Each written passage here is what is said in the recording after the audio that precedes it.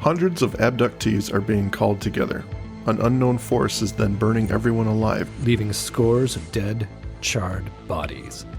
Who is responsible, and what is their endgame? This is not happening. Before the exploration of space, of the moon and the planets, man held that the heavens were the home and province of powerful gods, who controlled not just the vast firmament, but the earthly fate of man himself, and that the pantheon of powerful warring deities was the cause and reason for the human condition, for the past and the future, and for which great monuments would be created, on earth as in heaven. But in time, man replaced these gods with new gods and new religions that provided no more certain or greater answers than those worshipped by his Greek or Roman or Egyptian ancestors. And while we've chosen now our monolithic and benevolent gods and found our certainties in science, believers all, we wait for a sign, a revelation. Our eyes turn skyward, ready to accept the truly incredible, to find our destiny written in the stars. But how do we best look to see? With new eyes or old? Welcome everyone to the show. My name is Mike and I am joined here by Andrew. The original Patient X, right here. Right here. Wait, no, I'm Patient XY. I was just going to say, what are you talking about now? I don't know. I didn't study no chemistry. I'm an arts major.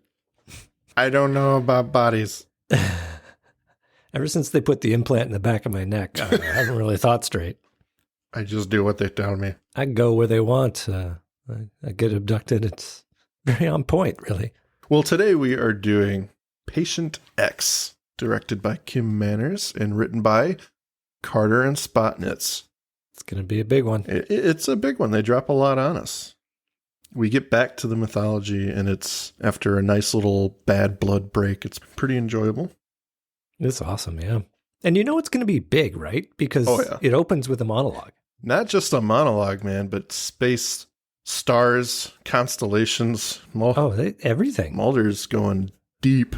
He's going deep. But yeah, starting the episode, we get that monologue from Mulder, and he's describing the beliefs of mankind in the past and talking about pondering the future and our new gods and our old gods. Our new gods are science, and we are waiting for this revelation, and we're looking skyward to find our answers. And from this monologue and scenes of space, we are taken to Earth, believe it or not. We see two Kazakhstani teens looking into the sky. They're running towards something, and they come to a clearing of wreckage. It's all on fire, and we see that it's many vehicles. They're all demolished, they're all burning. They seemingly call for survivors over and over, trying to see if they can help someone. And they see a man emerge from the flames, engulfed. It's Tim the Stuntman. That's the name I've given him. Canonically, he'll always be known to us as Tim the Stuntman. Tim the Stuntman. I would like to think actually that he is not, he was not part of the original people that were called here. Mm-hmm. He was just a hunter passing by. He just happened to be a stuntman walking by a bunch of fires, and he's like, wait a minute, I got this. Hold on, guys. Let me help. They run away in fear once the man kind of dies, collapses and dies. And definitely kind of dies. Well, we're not sure. We think he might recover. He might get better. As they run away, one teen gets grabbed by a man who has a mutilated face. His eyes and mouth are seen to be sewn shut. The camera cuts to the other teen still running, and we hear a scream in the distance, and we get credits. He really steals the scene, doesn't he? He does. So I like it a lot. Question I would have are, Dimitri and his friend, are they also abductees that have come here as part of the assembled? That is a good question, and I've often pondered that. I want to say no. I think they're nosy kids. They do say, Dimitri does say at the beginning, do you think the others have seen them? And his friend says, let's go tell them. So I'm led to believe that they are part of the group. Maybe they're not abductees. Maybe they're just like, hey, we're going, I have to go to this mountain. Like a MUFON network, maybe they know. I don't know. You could be very right. I was not sure, and I'm still not sure what to believe of them. The only reason, well, I won't get into it, but the only reason the ending happens the way it does in my head up until this point is because he's being controlled by something else. Yeah, I think that they are abductees, mostly because why would the friend need to be, burned by faceless man number one, like or killed or whatever makes him scream, right? Like obviously he's seen this, but like who cares at this point, right? Just let him go. But no, he's rounded up and killed, and we assume that they would have done the same to Dimitri as well. So I think they're both abductees. That makes sense. I thought they were just killing survivors or anyone. It's because they like a good killing. Good killing. From the credits, we open on the same scene. It is now daytime. The fires are all burnt out, but they're still smoldering. And we see a bunch of UN Humvees arrive. And out pops military with fire extinguishers and automatic weapons just in case. Out comes Marita Covarrubias. And we all know that's a great scene when she's here because Laurie Holden is amazing. Sure is. She's looking at the wreckage. She's visibly disturbed. We get a scene of Dimitri looking on from a distance. He knows something's going on. He apparently waited here this whole time. And suddenly he gets up and boom, there's Krychek in his face. And he asks him if he saw anything. He says yes. And he says, "Too bad for you," as he puts his little toy hand on his shoulder. I forgot that he'd lost that hand, but yeah, it's a nice little reveal. Now, is this is the first time we've seen him since his demise, right? Yeah. This is just one season past where he lost his arm. Yeah. So, and he's done well for himself, apparently. Yeah. He's got some soldiers at his command, so that's pretty interesting for Krychek. He is not just the defected secret cigarette smoking man agent. Yeah. He's got his own power base now. It would assume, one would assume, if he's able to command all these soldiers and give orders to people. Yeah. Like there is some, Eastern Bloc version of the Syndicate. But my first thought on this scene when they were riding the UN trucks into Kazakhstan was, I don't believe that would be legal, to drive your UN mission into Kazakhstan with weaponry. That's assuming a lot of cooperation with this region of the world. Yeah, and then Krychek shows up with his Russians. I'm like, yeah, episode, definitely this would be an incident, But he's not quite on the side of the country. He's got his own agenda here, for sure. I mean, I'm no expert in the geopolitics of the world, but my understanding of the sort of, I don't know what you would call that part of the world, sort of post-Soviet USSR I would say countries. The fall of the Soviet Union. There's a lot of each person for themselves, the development of the oligarchs. So you had a lot of personal power and a lot of personal relationships that got you that power. So I would assume that is essentially where Krychek is getting his power, is that somebody powerful has tapped him to run this particular show. Yeah. And as we find out later on in the episode, he is working with people, other strong people. From here, Krychek moves to confront Marita. And he's got his soldiers behind him. She's got her soldiers behind her. По какому праву вы здесь находитесь? По уставу Организации Объединенных Наций, главы 17, 39 и 42. Your authority isn't recognized here. Only your lies. These are UN peacekeepers. This is a mission of mercy. This is a mission of fear. Yours and the men you work for. I don't know what you're talking about. You go back and you tell them what you've seen here. What you found. My name is Marita Covarrubias. I am a special representative to the Secretary General of the United Nations. I know who you are. I know who you work for. Now you go back and you tell them. Tell them what? What happened here? Tell them it's all going to hell.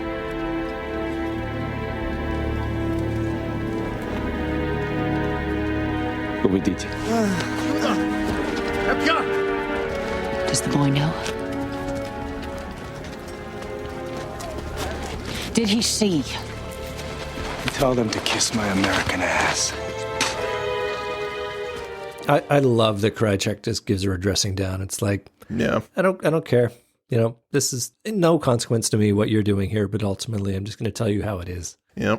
And when the boy's taken away as Krychek orders, she asks if he saw anything, and he spits on the ground and tells them, "You tell them to kiss my American ass." Ooh, parting shot. Sizzle. Damn. Krychek is in control here, and it's pretty awesome. Yeah, totally. From here, we cut to a lecture. None other than Veronica Cartwright is on a projector giving a speech about aliens and her experiences with them, and that they are delivering a message. This is an interesting scene. I want to get your take on it, because we have a panel of experts, I would say, on the extraterrestrial phenomena, and Mulder's up there as well. But he doesn't act like Mulder, does he? And we should keep in mind, this is coming off of the first 2 episodes of the season, where he's kind of renounced everything he has believed up until this point, and it's all government right now. So this is really the first episode past Redux 2 in terms of mythology that plays on it. I actually quite dig it. As I said in Redux, I like that they reset the plot. Mm-hmm. And this is kind of an extension of that. So it makes sense that if you're going to cast Mulder in that episode as the new non-believer, you got to extend that logic through here. He's definitely been given a character. His notes in this episode are downtrodden, because it's dredging out so much, right? Like he lived this life for so long. Mm-hmm. And now he's playing that. And that doesn't show up in any episode prior to this. That's not mythology, that downtroddenness. It's done very well. It is. He plays this character of, I know more than all of you. Yeah. And I'm trying to get you to see the light. I was bamboozled also for years. Yeah. And I'm trying to help you guys out by saying, I've seen both sides, and I know for a fact, or what he thinks is fact, that the military is behind more than these people let on. And what if it is just the military is his main point? And he just lays out that the government's main weapon is being in attack mode, not defense. And if they can do what they want to do while pushing a bogus story about aliens and abductees, and it's going to build upon itself in the public. People are going to start attributing other things to this phenomenon. It has led to this point where everyone's in a lecture hall talking about aliens when he's dead set on believing it's just the government playing tricks on everyone for their own spookiness. As far as the production value of this scene goes, there's a lot of moving parts to it. Like, to fill a lecture hall full of people and, get some respectable looking people at the top of it. I mean, I suppose that's just an organization thing, but it's a big scene for X-Files. Mm-hmm. Like, normally we're talking about small groups that are being recorded, twos or three people in a scene, but this is uncharacteristically big for an X-Files scene. And that's worth noting. This season, they are pulling out all the stops. Yeah. And I would imagine the reason is for, they've got the movie coming up, they know that, and they are getting increasingly more inclusive when it comes with letting the actual public in Canada in.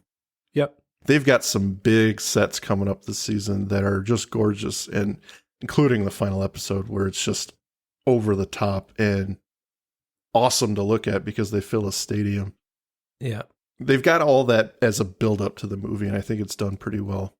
Absolutely. So Mulder makes somewhat of an ass of himself. Anything he has to say is met with disdain and shock. And as he leaves the lecture, he catches someone in the audience. Who does he see? Alf. Weber. He sees Alf. No. Alf. We're noting that he is channeling his superpower here. In that he is, well, when he, as you say, he makes an ass of himself, he tells them the truth as he knows it. Mm-hmm. Because remember, that's important for him, to pursue the truth no matter what the cost, right? Yeah. And I think he realizes this is his opportunity to deliver that truth, regardless of how it'll be received. But as he's delivering it, I mean, it is, from what we have been presented as the audience, it is the truth. We know that there are there are aliens out there. We have seen the supernatural part of it more than he has seen. So I think we are kind of hoping that he comes around because we know there is another truth here than what he is being spun. Yeah. As viewers watching this for the first time, you're definitely like, come on, Mulder, what are you doing? Yeah, exactly. And it's a cool thing to think about that they were able to flip that script for hardcore watchers. Yep. You get something new to fight for. You want him to now come back. You know, get back to old Mulder. So he and Verber exchange words. Verber's surprised, to say the least, he says, how Mulder is speaking. He thought that Mulder had accepted all the things that he helped him remember from his regression hypnosis. And Mulder says, I'm not questioning you. I'm questioning the memories as I recall them. And I've just seen too much to prove that it is all a lie. Yep. He says, well, I hope you'll talk to patient X because I am her doctor. So we cut to the Tunguska Gulag. Viewers may remember this from season 4 when Mulder was in Tunguska. This is where he was kept, and they experimented on him with the black oil. It's great to reuse the same sets. Yeah. It's nice and calls back to a year before, so we know the area. Someone opens a cell door, and we see Krychek standing over Dmitri, who is unfortunately beaten. So Krychek is an asshole, which He's we got knew, his but methods. yeah. In walks the doctor. He told me what I need to know, Krychek says, and you may begin. The doctor resists, but Krychek demands it. I'm giving orders now. I am the captain now. I want to ask, at the end of that sequence when they go in, we linger on Krychek for a bit, and he palms this sort of vial. Yeah. And that doesn't really have any relevance for the rest of the episode, does it? Well, he's stealing it. It's the vaccine. Yeah. So it's his card for when he's dealing with the syndicate. But no, I mean, physically, does it come back? No. Eventually, yeah. I mean, it plays its role. I Gotcha. guess. Okay. As the doctor leaves and he pays off the security guard, he says he didn't see anything, hear anything. He palms the vaccine off the cart, and the doctor checks the boy. And he says, I'm not going to kill you. I'm doing a test, which we all know is not he's going to kill you. Better scenario for the kid. So listen, let me walk you through, just for your informed consent to the experiment. We usually do this on criminals, but you're kind of an exception. So what it's going to be is we're going to wrap you up in chicken wire. Now, don't get scared. Don't get scared. You're going to be face up and you can breathe. You're going to be fine. And then we're going to open a hole above your face and pour some oil on you. It's perfectly fine. It's perfectly You're not fine. being waterboarded. No, it is not going to come anywhere near your mouth or lips. It's going to kind of fall on your neck area, but it could be a little weird because there is a high chance the oil will move into your mouth and nose of its own volition. So I just want you to be prepared. Good night.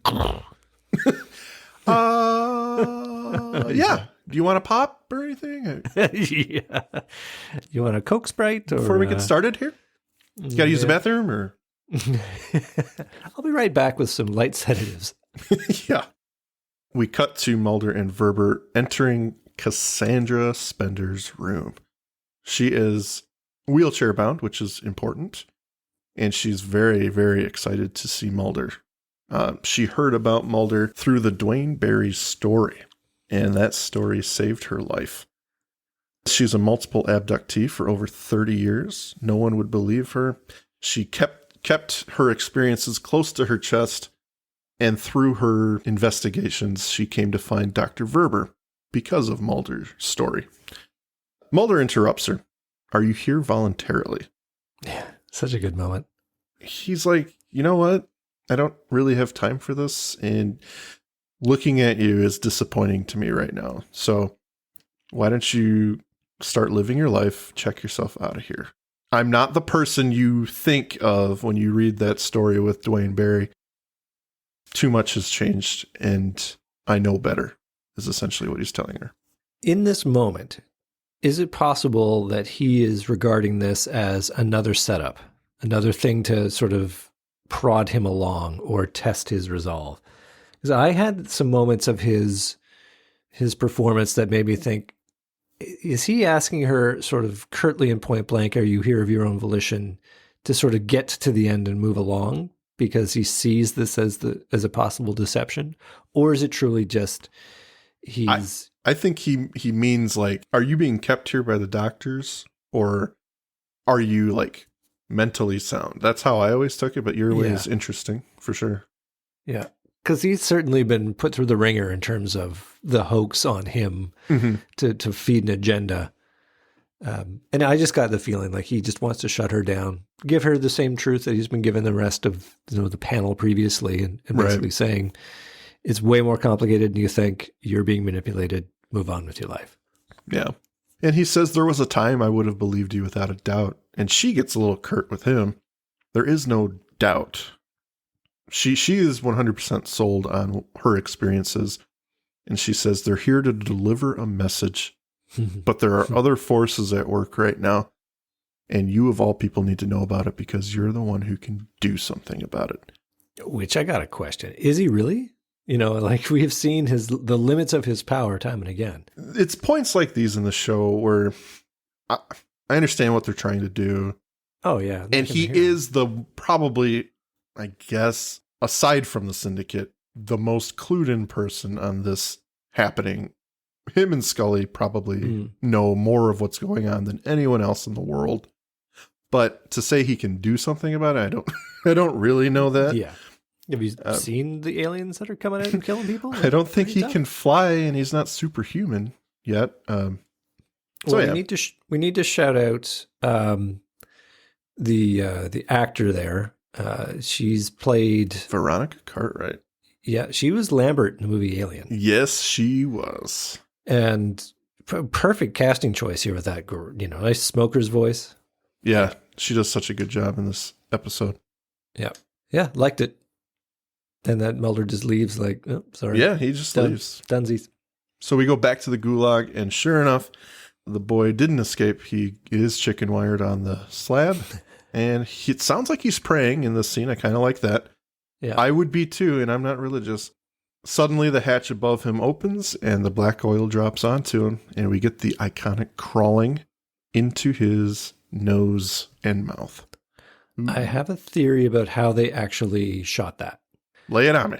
I think that this is going to be, imagine you're the actor you're asking to do this, but I think ultimately they start with the black goo in his nose and mouth, and then on cue he's given the cue to just sort of breathe it out, or like sort of let it drool out of his orifices, and they shoot that and then play that in reverse for the effect.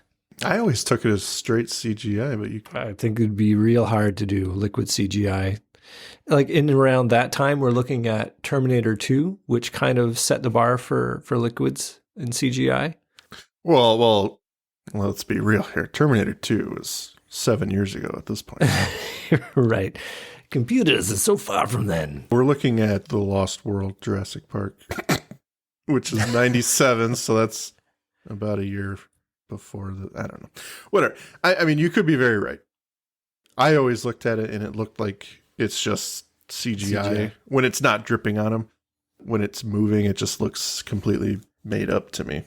But it's gross. I mean, that's really all we need to know is it's pretty disgusting. Yeah. No, I'm looking at it now. It does look like he is... Maybe it does look a little bit more real in that scene. You could be right. It just looks really good, and that usually is the tip-off to me that this is practical. Yeah. You know what? I'm going to take it and play it in reverse in an editor and see what that looks like. I'll get back to you. There is a shot where it does look pretty real, so you could be right. Yeah. It cuts from that horrifying scene to two men arguing in a hall. Why was I not informed of this? The guy says Krychek was giving orders. He was beating the kid. Only Krychek knows what the boy says, and he ordered him to do the test. They open the cell door, and the doctor from earlier is hanging from the ceiling. Uh-oh. Doesn't pay to go into creepy medicine. It does not. And then we cut to the Yurov-Koltov, Star of Russia ship. And Krychek is descending into the hull of the ship. He opens a door, and sure enough, Dmitri is there. So he He has bamboozled and played everyone for a fool back in Kazakhstan. This is the same ship they used in .com, by the way. It's a Canadian destroyer that they rented. He brings him some water. The boy is severely beaten. He's just not looking good. Well, more than that, his eyes and lips have been sewn shut. I mean, absolutely. Which I got to say, like he comes down and says, "I've brought you water" or whatever. How are you supposed to drink that with your? Well, we're about to see in another scene. Yeah, another scene, which is equally mean. But yeah, I was like, "Oh, nice gesture." He's just going to absorb it through his skin. Yeah.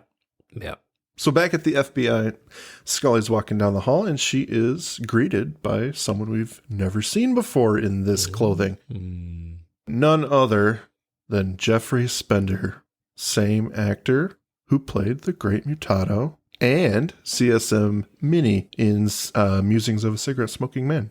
Yeah, but he's not wearing a mask this time. Although the flashback he wasn't either. But we're going to see a lot of Agent Spender. Yeah, over the next couple episodes.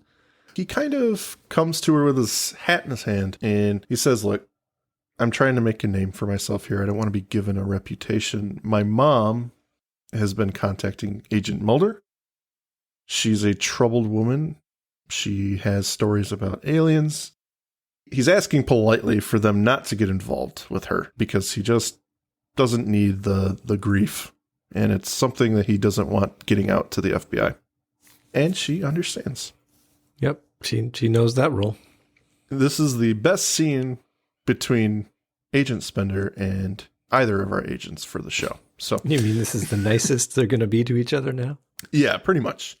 So it's only going downhill from here, folks. From this nice little scene, we go to East 46th. It's a big skyrise, and Marita is giving an update to the Syndicate. Everything was burned. The corpses were carbonized from the heat. And this is unlike anything they've seen. The Syndicate, they're very upset. They're distressed. They have no idea what's going on. She's found 2 alien implants among the dead, which leads them to believe that they've been called there using their technology. And we get some interesting information here that we've never heard before. They're talking about this. We're not in the final phase yet. This isn't the deadline. We're 15 years away. So I thought they were almost throwaway lines, but that's the first we've ever heard anything like that. Especially coming from the Syndicate, that's big revelation, even if it doesn't tell us anything. Like they're in constant communication with the aliens, which we, already knew a bit, but that there is some sort of deadline to this master plan. I thought that was kind of interesting. No, I think you're right. I think that they haven't really, like a lot of times information is either investigated and earned by our protagonists. Mm-hmm. They learn something by talking to Kritschkow or something like that, right? They get some information and thus we get it as the audience, or in the rare occasions, we are the fly on the wall, which is looking into a Syndicate meeting and we get these little nuggets. So I don't think we've had this moment for a while, not since Cigarette Smoking Man got offed.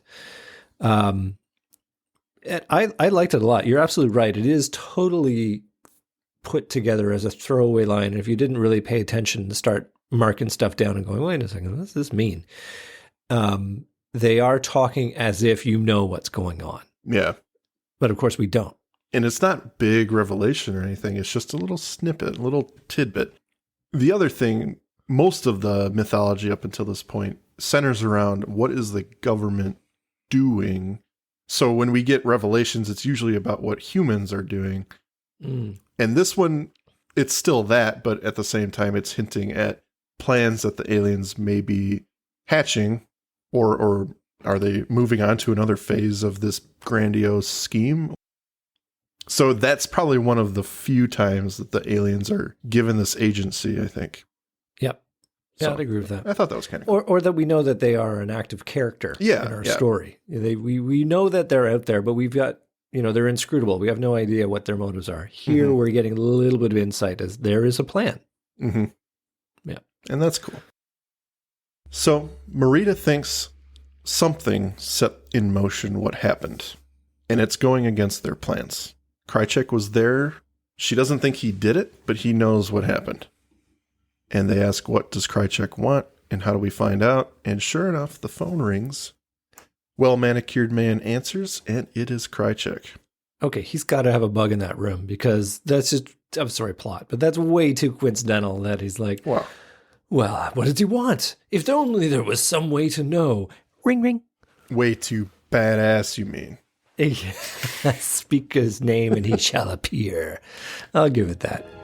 Yes, Well, look who's answering the bat phone. Alex Krychek. Those guys too cheap to offer you a pension plan? Where are you? I'm in town, actually. New York City. Just tell us what you want. You've been working on a vaccine against the black oil. Unsuccessfully, you know. Yeah, well, I figured you and your buddies must have been busy while I've been gone. Our research continues. I'll take everything you got. In exchange for... The boy. Why is that in our interest? Because without what he knows, he ain't gonna need any vaccine. What does he know? That's my opening offer. The longer you wait, the skinnier this kid gets. Yeah, he's back in town. He's in New York. The Yurov Koltov has pulled up to Ellis Island. I love that we can already see Krychek's plan because he's like, yeah, I'll give you the boy. So happens he's a walking time bomb because we've put the black oil in him, but you want him. You can totally have him. I just want all of the thing that I want first. Yeah, I'm going to be a complete bastard. I'm going to double deal like a pro. We cut to Mulder in his office, and he's being weird, mopey Mulder. He's drawing concentric circles on pieces of paper, and there are more than one. I think there's at least two. Mulder hasn't had a great few episodes in his office. Scully drops a news article in front of him, and she says, this should have my picture on it. And the headline is, all this conjecture about little green men, false, dangerous, and delusional. Quoted from Mulder at the lecture. He should really have just taken that job with Cigarette Smoking Man, because honestly, that's where he is now, right? Can't catch a break, this guy. Yep. She says, you look constipated. And he said, that's probably accurate because I've had my head up my ass the last 4 years. Well, I think that this whole exchange that they have, it's really great and a very good chapter point in Mulder's journey. It really does set up how much he has got to a point where it's hard on him. You know, he's having to take this big pivot, and the truth is now that way. You know, and in previous episodes, it looked like he was going to give up. Yeah. But, you know, now where does he go? Right? He's kind of lost, and his role as a pariah, you know, as somebody who is not going to be embraced by the community that he has been a champion of. It's a real nice turn, and I think he plays it really well. But then we learn about Cassandra from, you know, by way of Scully, and that, you know, she's going to mean something. Yeah, and he's basically punctuating everything she's saying with making fun of Cassandra and those people and saying how they removed her brain. And he's taking these shots at her that you would never expect Mulder to do to an abductee, at least the first 4 years of this show. Yeah. Very disheartened, and he's done. He's done playing what he thinks are games, and he is a different Mulder. Well, go figure. I mean, how many episodes has it been that he has essentially investigated something and then all of the evidence is torched or destroyed, or the body is stolen, or they make a hoax to, you know, he's been so toyed with.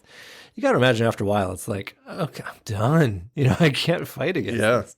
And I like Scully's line, well, my work's done. You've invalidated your own work. Have a nice life.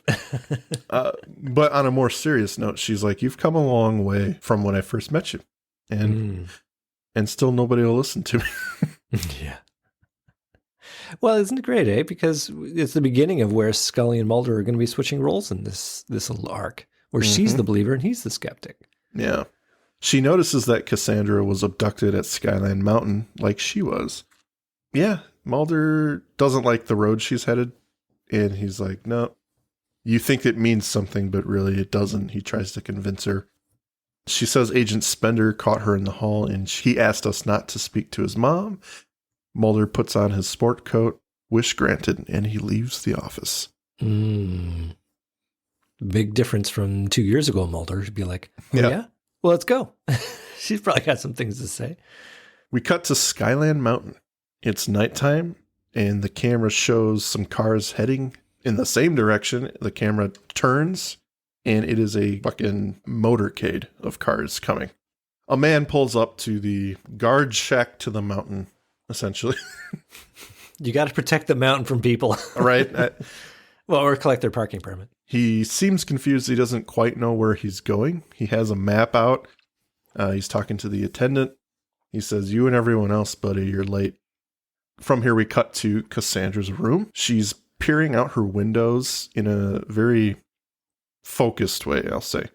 She touches the window with her finger, and she's looking at the sky almost in a trance. And we hear Scully come into the room. She introduces herself. She wants to ask Cassandra some questions.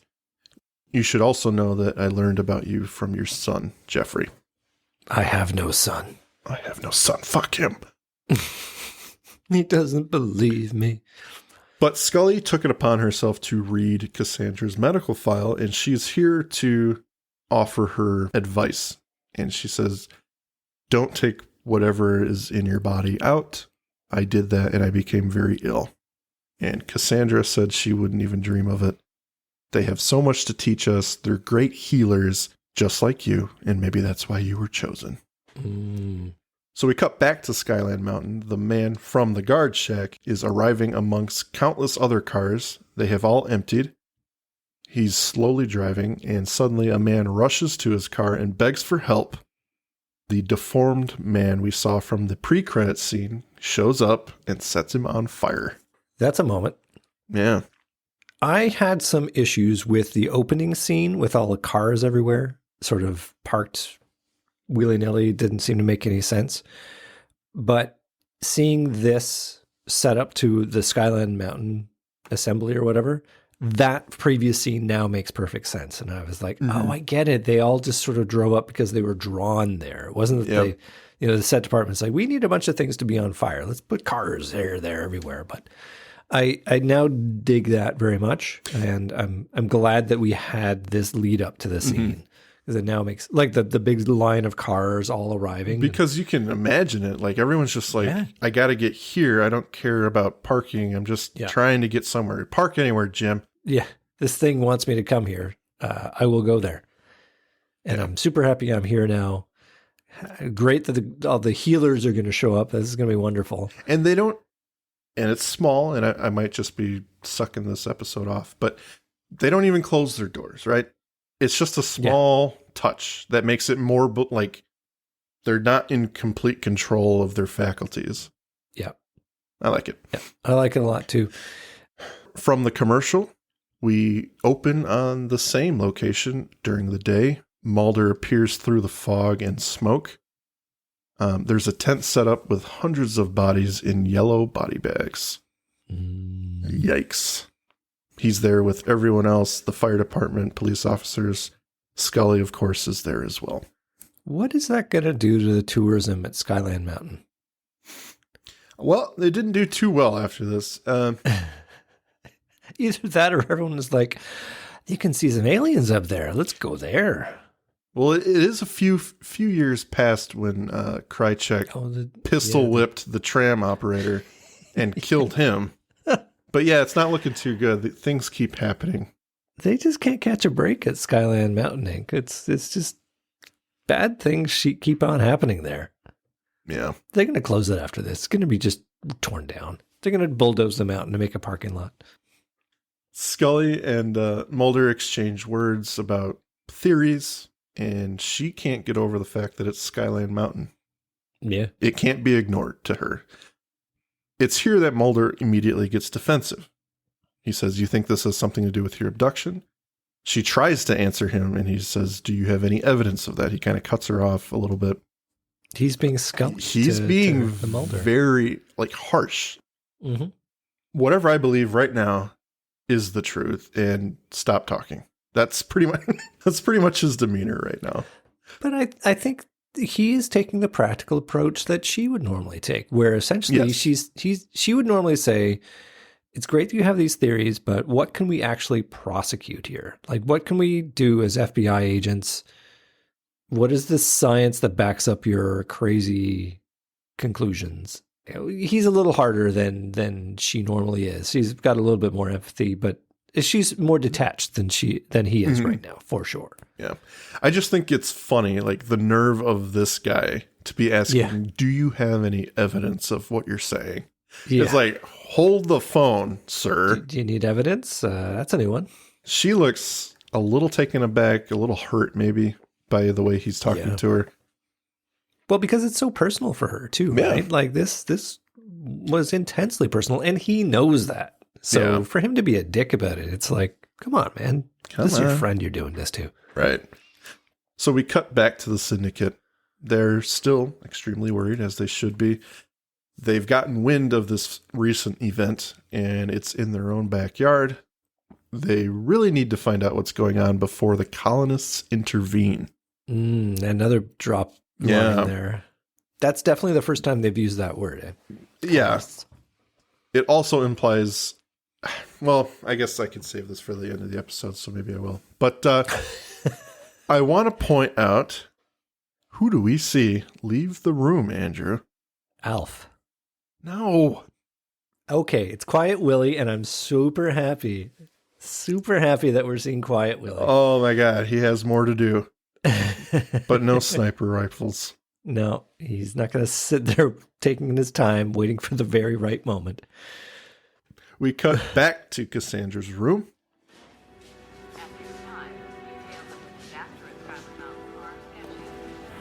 Cassandra?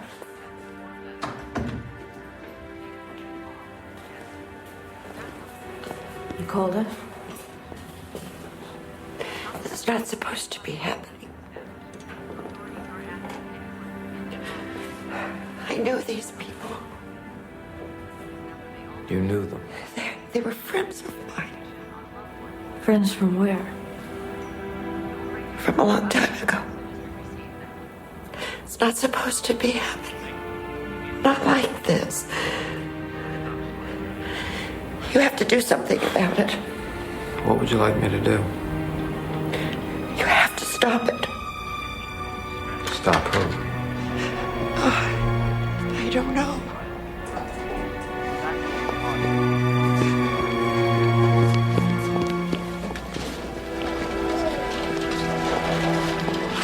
Agent Mulder, my name's Jeffrey Spender. Oh, son of the prophet. I asked you to leave her alone. Your mother called us about the incident in Virginia. She said that she knew some of the dead. Of course she did. They were in the same ridiculous cult that she used to be. There you have it. She was in a cult? A UFO cult who believed they were going to be carried to immortality in some kind of flying mother wheel. I'm sorry. We won't be bothering you or your mother anymore. Yep, very non-Mulder. He's having a lot of fun playing an opposite character. Yeah. And then we see, as Mulder and Scully are walking away, Quiet Willie walks past them and keeps his eyes on them as he enters Cassandra's room. Mm-hmm. So did Agent Spender show up just to tell them to back off Mom and then went back to the office? I mean, he didn't stick around to say hi to Mom? I think he was there. My point is that Quiet Willie his opportunity to go in and put the moves on Cassandra. I don't know how he would not object to this man coming into her room, but... So it's your friend Willie. Come on in, Willie. Yes, you're the only one that can talk any sense to the He doesn't talk much, but he plays a mean game of solitaire. I like to watch. Yeah, he's good. From here we go to Yurov Koltov again. Krychek is, to answer your question, Andrew, dripping water on the boy like some sort of madman torturing this kid. This is how you will drink water. You will drink water in drop form only. Yeah. Assuming that he needs to drink water, I mean, I guess the plot has indicated that water is important to him, but all I remember from, Krychek being inhabited by the black oil and other, bit players being inhabited by the black oil, they didn't seem to care much about eating or drinking. They were very singularly focused on completing their objective. Well, you can imagine this has been several days, if not like a week in captivity. So the other things you're referencing, they've at least had the ability to roam around freely in the world. So maybe that plays something. I don't know. Yeah, that's fair. They're drinking water when the camera's not on them. And their mouths aren't sewn shut. Yes, it's true. I mean, that's just generally unpleasant. As he leaves the cell, who but Marita is standing in front of him. I want to examine something a little bit. It's the powers of the black oil creature. As I recall, I guess it's the end of season 4, that creature, when it's inhabiting somebody, can take out a hallway full of agents with a giant heat blast. Mm-hmm. So why is Dimitri just a punching bag? Does he need to have his eyes open to do it? Is that it? I don't know. That's a good point. It's valid. Is it possible he's vaccinated and he's partially immune to the possession of this creature? He's not vaccinated. No. The only thing that I would say to maybe answer your question loosely is that the other aliens definitely had an agenda. Mm. When their bodies are invaded, they have a goal to do something. And I don't know that this one does right now. Either that or he does and he's just waiting for his moment. Yeah, that kind of thing. But you could be very right. That is a good point. Could be an oversight. Or maybe he needs water to use his powers. Yeah, maybe he's too weak. It's too weak. I mean, he does, aside from the usual super strength, when they inhabit someone's body, I guess their bodies are still frail. I don't know. Mm. Or maybe because he was frail when he was possessed. Mm-hmm. Yeah. Okay, well, ponder on that. So he leaves the cell where Dimitri's being held, and Marita's there. You think you can pull this off, don't you? He lunges at her, and they start making out in a very aggressive way. They're doing the sex. Against the wall, the dream, Oh, yeah. In a smelly Russian trawler. Oh, yeah. Doesn't get any better. It's totally sexy. Okay, it's a bit of a... This is your scene, a plot Andrew. Twist. Yep. So is any of this earned? Like, they pull this out of seemingly nowhere because we've never seen these two characters together. So we're meant to intuit they've got some kind of back channel relationship.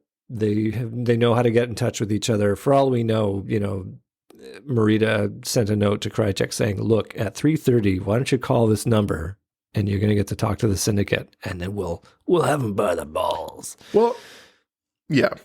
I mean, they obviously know each other a little bit. I think this is the first time they've ever done this, but I could be wrong. It'll probably be the last, given what happened. Well, yes. They don't go into it. And I don't know that they need to necessarily, but yeah, it is a looser point, definitely one we weren't expecting. Yep, it's true. So I'm willing to believe they don't have a relationship and she is just using her feminine wiles in this moment to get him to do what she wants. That's fair. Well, look, I think Fox said, listen, folks, you're doing a great show down there in your old X-Files, but it's been 4 episodes since we've had you real good at sex scenes, and execs kind of want a little something, you know what I'm saying? So if you could just arrange 2 of your characters to... So from the makeout scene, we go to Scully's room. It is the middle of the night, and she is awakened suddenly, and she starts peering out the windows like we saw Cassandra do. She starts feeling the back of her neck. Uh-oh. We got problems. You notice what she's seeing out the window, though, right? She sees the stars in the formation. The same formation as the thumbprints that Cassandra's been putting on the window. I'd also like to call it the music in this scene. Oh, yeah. It's. I don't think we've heard this style of music from Mark Snow before, this sort of jangling chimes. Mm-hmm. It's really good. I think it's really effective to set the mood. And the minute that she starts sort of pawing the back of her head and looking at the window, all I could think of, she feels like there's an appointment she needs to keep, but she doesn't know where. It's so nicely done, evoked from. And it's such a short scene. Yeah, it's like very effective. So we cut back to the ship. Krychek is heading back to the boys' cell. He opens the door, and go figure, he's missing. Do you think it's been 2 minutes since literally like Scully's scene was 2 minutes? So do you think they've like been actually fucking for 2 minutes and then? I would imagine he's a short stopper. He's real quick in the sack. He is ready to blow in everyday life with anything. So I can imagine sex with him is very short. Well, he has been in Russia with a lot of soldiers, probably. He's been waiting for this moment for months. If not years, literally. Yeah. My guess is he fell asleep. Because the oldest trick in the book. Guys gonna be guys. That's all I'm gonna say. She could have made him a meal first, though, right? That's the guaranteed way. Yes. Yep. I'm gonna feed you a Thanksgiving dinner first, and then sex. You'll be out for 8 hours. Then well-manicured man can come in. Yeah. So he turns around. He's panicking, and who's in the doorway but well-manicured man with a gun? He's got the drop on him. Not subtle. No. We cut to Mulder's office. He went over the reports from the burning. They found 3 victims with implants, and he's convinced it's military. Scully is quiet in this scene. None of the people had any cult associations, but they had MUFON connections. And he says those people were led to the mountain by a homing mechanism in the back of their neck. Here's his superpower. He's telling us what the plot is. Yep. And she says, yeah, but they weren't abducted. They were led to their deaths. The phone starts ringing, and this is when Scully slowly manages to let it out that maybe Mulder should not be so quick to dismiss what Cassandra has to say.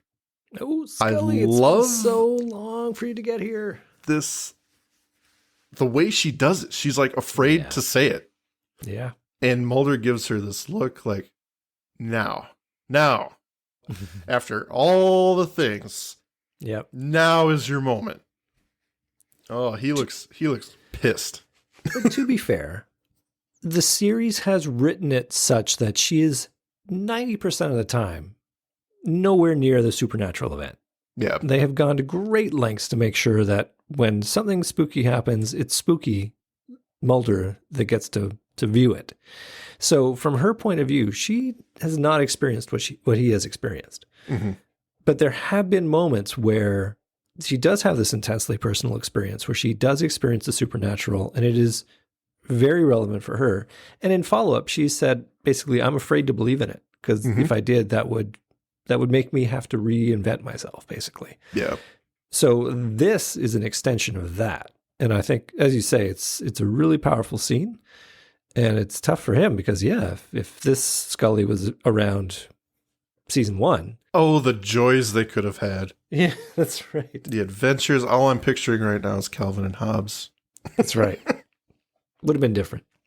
He answers the phone after giving her a look like, you... And it's Marita. Is this a secure line?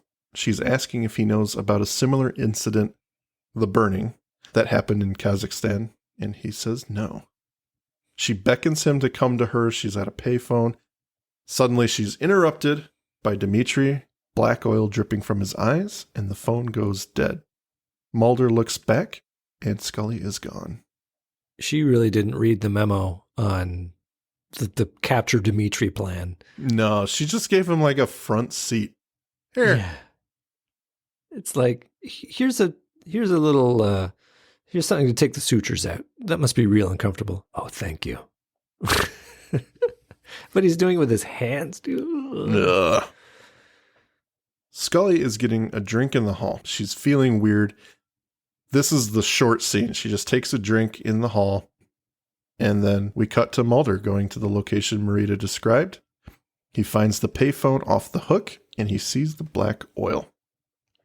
So, did you read a lot into the Scully drinking water from the fountain scene? Because I sort of looked at that and went, probably, I guess, is a moment of reflection there. Like she's making up her mind to do the thing she's going to do. Is that No, I took it as she's getting these sensations and she's trying to calm herself because she doesn't quite know what's happening. Oh, yeah. I'll buy that. Okay. Obviously she's aware of the burnings and whatever, but I don't think she can control herself, and she's trying to like calm her body. Okay. Because I'll buy that. that's just kind of where I went. We cut to Jeffrey Spender at his mom's room. He gets a call. It's Mulder, and he hasn't seen Agent Scully, and he thought she would be there. Jeffrey says his mom is gone. She has nowhere to go. Don't you understand? We see Verber in the back out of focus. And then we get one of the coolest scenes of the show. Mm. They are at a large bridge at a dam. It is lit beautifully. I love this shot. It's a pretty great set piece for sure. Have you been there, Andrew? No, BC is far. It's like you going to California. You could go there. You could. Oh, it could. My question is not unfounded. I have not made the trip special to this location, though. I have been to Vancouver. I've been around that area, but whether I've been to that actual bridge, sure, I'm going to say, yeah, I was there. It was great. Thank you. It's as good as it, you know what, at night too, it lights up and a UFO flies over. What? Pretty cool. Yeah, I know. We close in on the bridge and there are hundreds of people there. We see Cassandra being pushed by someone and the camera pans up and it is none other than Quiet Willie. Oh, Quiet Willie. Oh, Will boy. this be the last we see of you? We'll find out in a few minutes. That's right. They pass a young man who turns and it is revealed to be Dimitri. So he's made his way there and he's pulled out the threads from his eyes. Yeah. He can actually see. He's finally better and able to drink his own water. Thank you very much. Scully arrives. She spots Cassandra. Kind of a nice moment. Cassandra reaches back for her, and as they almost connect, someone spots something up ahead. They look into the sky and they see a light flying. Gets closer, and with a flash of light, the ship presents itself, which I think is kind of cool. Mm-hmm. It kind of flies as an orb of light, and then suddenly it shows the whole ship, which I think is a kind of a cool feature. The classic trope that they didn't go into, that I'm glad they didn't go into, was that thing where the light comes up and it's like, oh, the alien ship is coming. And then you hear the helicopter blades and it's actually a helicopter. Right. Yep. I've seen that in this show a bunch of times and probably countless other shows, that whole thing. I'm so glad it didn't go that way. And it turned out to be an actual spaceship. Yeah. My question was, whose spaceship? Because we have seen that the government has its own spaceship, and we've talked to pilots who fly these ships, and we know that they do abductions. So, like, who is this? Well, we're about to find out, Andrew, because as Cassandra reaches for Scully, they hear a man scream in the distance, and sure enough, he's on fire. We see the mutilated men walking with batons. We don't need any more explanation. It closes in on Scully's face. Here, continued burning as the screen goes black. The end. So I feel like there's a disconnect between the ship arriving and the aliens coming up and burning people. Like, I could have seen them as, I know they're meant to be connected, but I could see them as two different things. Like, that's the thing. There are so many factions of aliens going on in this show. It's like, who are we looking at here? We've got shape-shifting alien bounty hunter aliens, and we've got black oil aliens. I mean, I know there's a spreadsheet out there that would help me sort this out, but... Well, I think for the sake of the actual show, we're not talking space alien. Yeah. Who messes with NASA. We're not talking with... We've discounted a lot of aliens up till now. Yeah, we're not talking... Rands. Yeah. As far as the show is concerned, there's only two races that are competing. Yes. And the ones that are burning everyone are the ones they were just dropped off by that ship. That's how I've always taken it. So these are the shape-shifting alien bounty hunters. Only for whatever reason they've got... These are... the other race, and they are trying to stop the Syndicate's alien race from doing what they're doing. And the Syndicate's alien race is the black oil. Yes. Okay, cool. And the shape-shifting, whatever. So, yeah. What? Well, they are. All right, because they have had words with the alien bounty hunter guy, and they helped him. He healed Mulder's mother. Okay, Yep. so they do. So there's a third race now that these are the ones that are burning up the abductees? There's only two. So which one is the?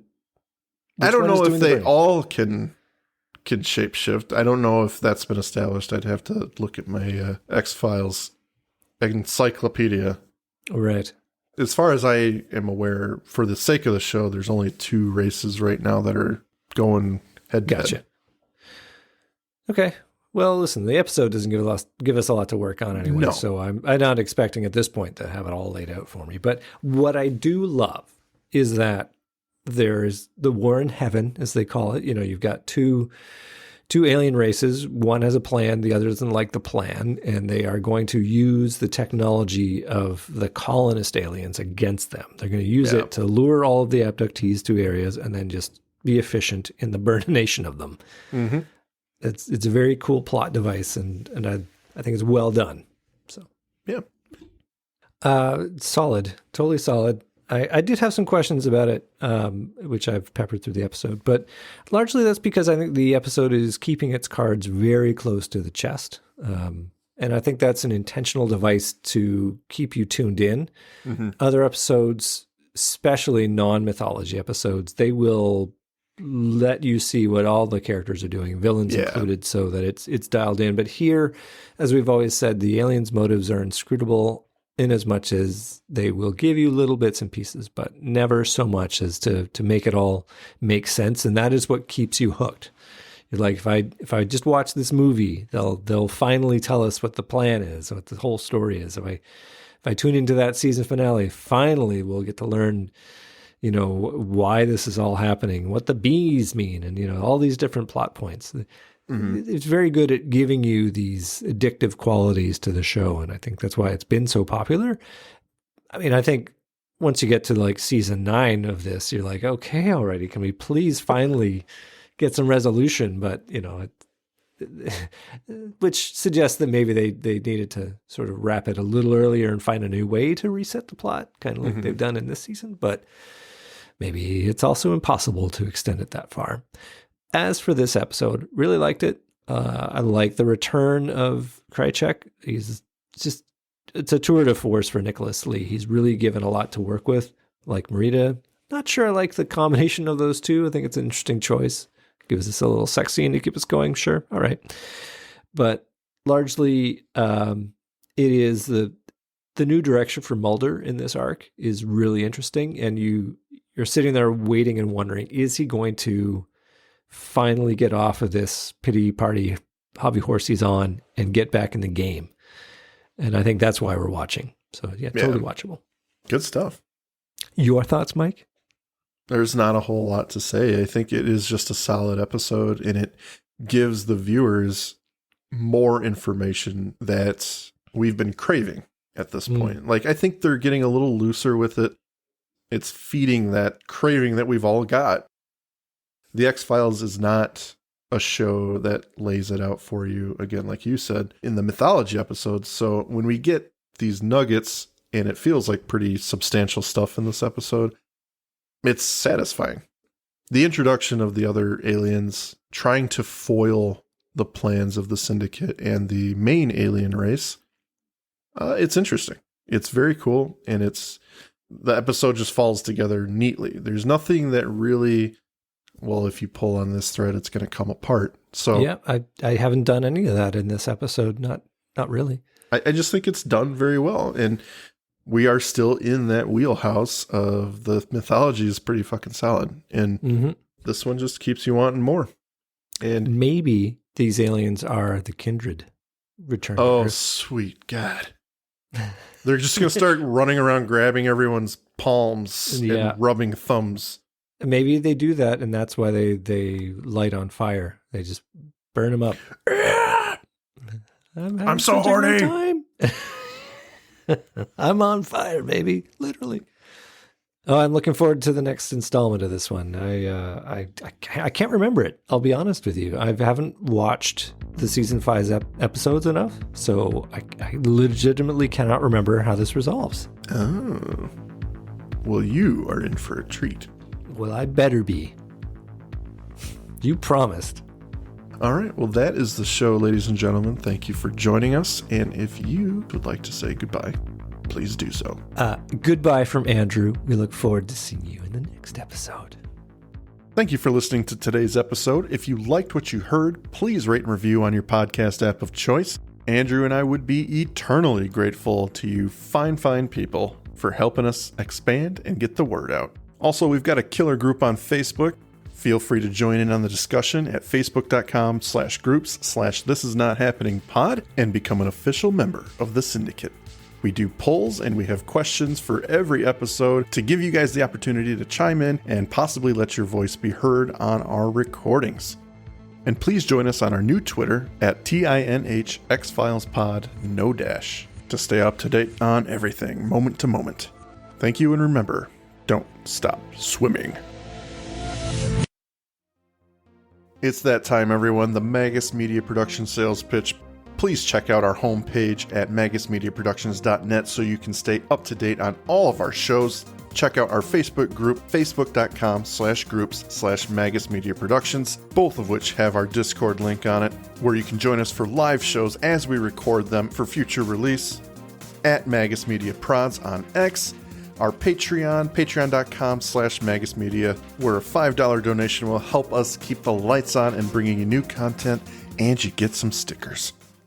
Thank you for your consideration and support.